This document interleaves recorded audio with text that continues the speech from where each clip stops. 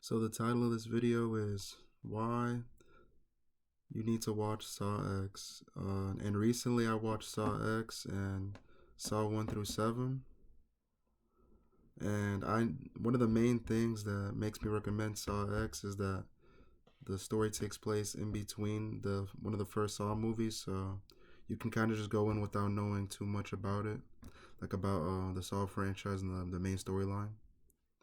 And this the main plot of this one is that John Kramer finds out about an experimental treatment to help with his cancer, and the first half of the movie does a good job of pulling us into this, like into how strongly he believed that this would work for him, like his sense of hope. And we see this when like a broadcast is talking about the treatment, where basically the patients are placed under a surgery and then put under medication. But we see later that when he calls in to get schedule an appointment for his treatment, they run out of spots in the United States like to treat him. So he ends up getting referred. Like they said, they could squeeze him into Mexico, which is like one of like the first red flags of the movie. And then and the movie continues to a scene where he gets picked up from the airplane.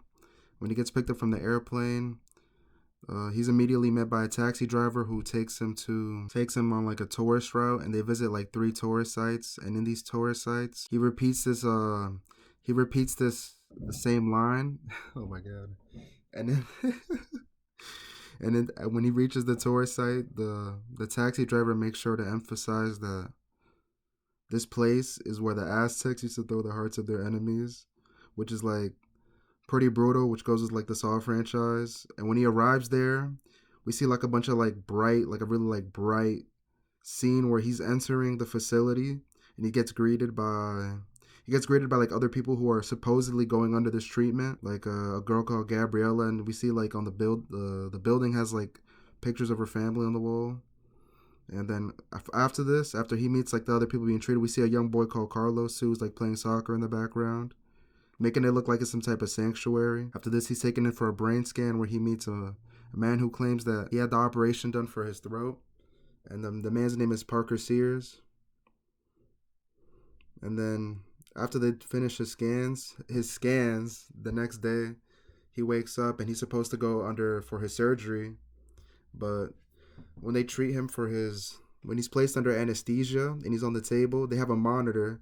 And this was one of the first hints that things weren't as they were seeming, because the footage on the monitor ends up looping and repeating twice.